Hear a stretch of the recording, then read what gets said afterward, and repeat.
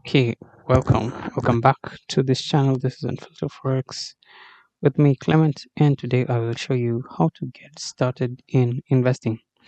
So, we're going to go over the basics of investing. What is investing? Investing is putting your money to work for a period of time to get a return. This is usually long term, in years mostly. If you put away money for a day to get a return, that's not investing.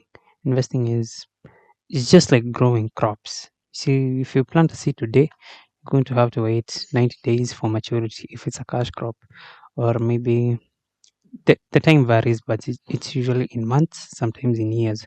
So, yeah, if you want to talk about investing, you can compare it to farming. Investing versus saving. Investing usually involves buying something or putting money into a business to generate a profit. Saving doesn't involve buying anything. It's just keeping money idle.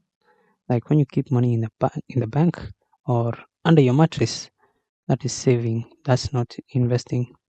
But when you decide to buy a piece of land with the hope of selling it in a couple of years when the value is has increased, that can be called investing.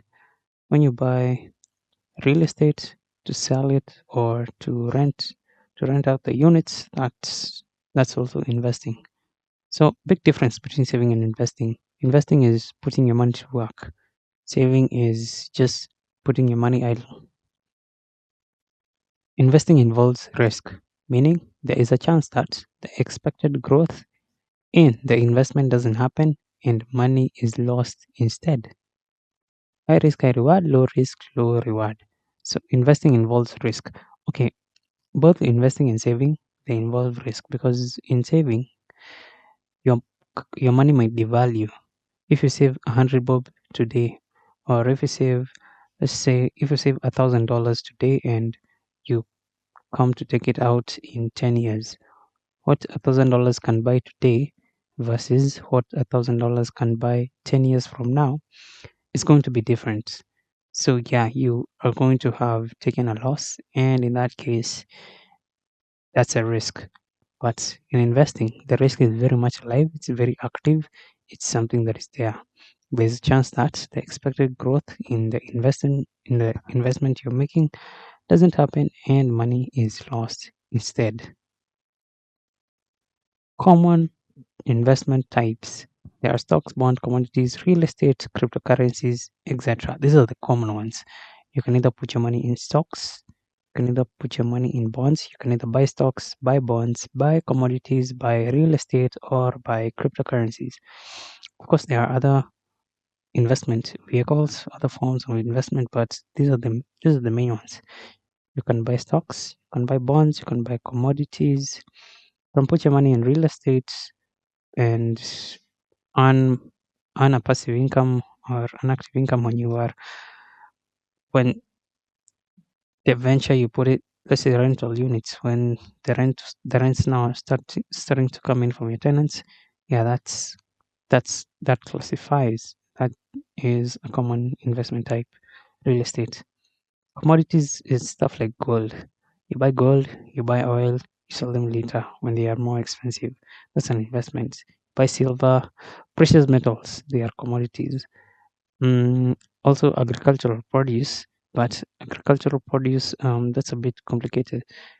Anyway, I'm sure you know about bonds. I talk about bonds quite a number of times in this channel. I'm sure you know about stocks. I do also talk about stocks a number of times. Cryptocurrencies, yeah, the Bitcoin, Ethereum, Cardano, which Solana, yeah, all those cryptocurrencies, they are also classified as investments. Moving on, common investing styles is active versus passive investing, and then growth versus value investing. Let's talk about active versus passive. Under this, we have investing in a business or being actively involved in the day-to-day operations of the business. Active investing also means actively managing a portfolio of assets with the aim of beating the market at the end of the investment period. So, yeah, active investment, this is whereby you are, remember, I talked about investing in the long term, but investing for a day is not, that's not investing, that's speculation. So, if you are in the market, let's say you are ready to invest $1,000 in the market, in the stock market, and you want to get a bigger return than the index as a whole, the stock market as a whole. You know about the Nasdaq, it returned around 44% this year. 44%. Then S&P 500, I think 24%. Dow, I don't remember, but yeah, these indices, they serve as forms of passive investing, and they are compared to active investing. Active investing now is where you are actively managing a portfolio either on a daily basis or on a weekly basis or on a monthly basis with the aim of beating the market, beating those who are in the passive side. So yeah, passive investing is buying an asset and letting it run, not being actively managed for whatever reason. E.g., buying the stock market indices, the Nasdaq and S&P 500, or other indices or other ETFs, or buying land or buying a commodity and waiting for a certain maturity date to go and sell it either for a profit or for a loss, but in most cases for a profit. So that is passive investing. You are not actively involved in turning a profit. Just let the market forces work for you, do the work for you. But when it comes to active investing, this is where you are doing the work. You are actively trying to get a bigger return than the guy is doing passive investing. So yeah, that's the thing. That investing style is quite common. Growth versus value investing. Now this is in the stock market. There is growth investing and there's value investing. As the name suggests, growth investing involves buying expensive stocks at high valuations, hoping they will grow higher. This growth investing involves buying companies that are in the growth phase. So like companies that are doing yearly returns of about 40-50% and above. Yeah, those are growth companies, and if you decide to put your money there, you are putting it hoping that the companies would continue to do better. Then there's value investing. Value investing involves buying undervalued stocks that are stable to avoid the risk that is found in growth investing. Growth investing, back to here, growth investing is very risky because these companies that are doing high growth values, they can easily fall. And now when the high growth is usually unsustainable. So that's why they are very risky ventures, and they are very, how can I call it? They are very volatile and of course very attractive.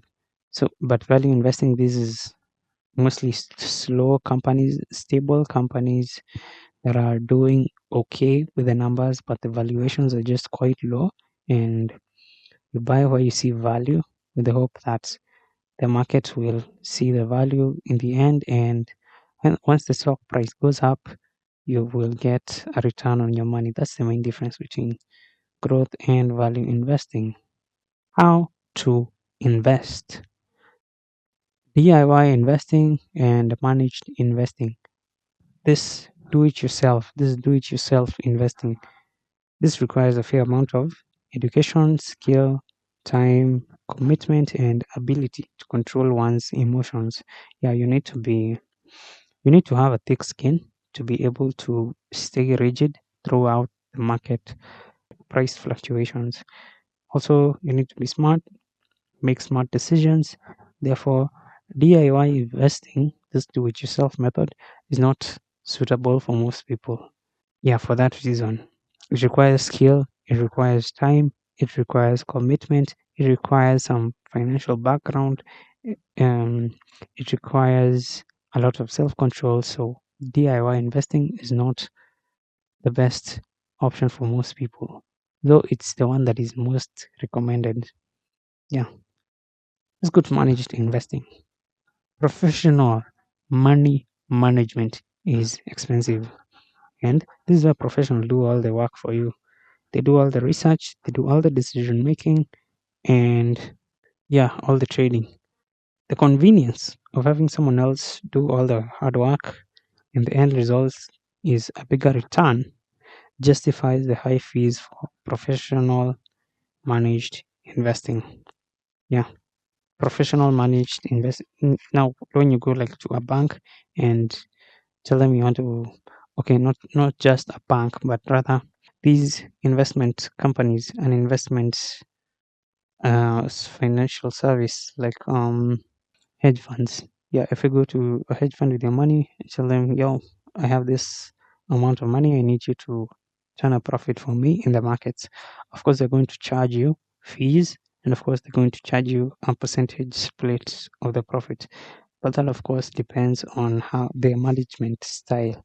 But the basic here is that the thing here is managed investing is usually done by professionals, and the returns are usually bigger, or rather the decisions made are usually more informed than you would make for yourself when you have no knowledge whatsoever about investing in these financial markets.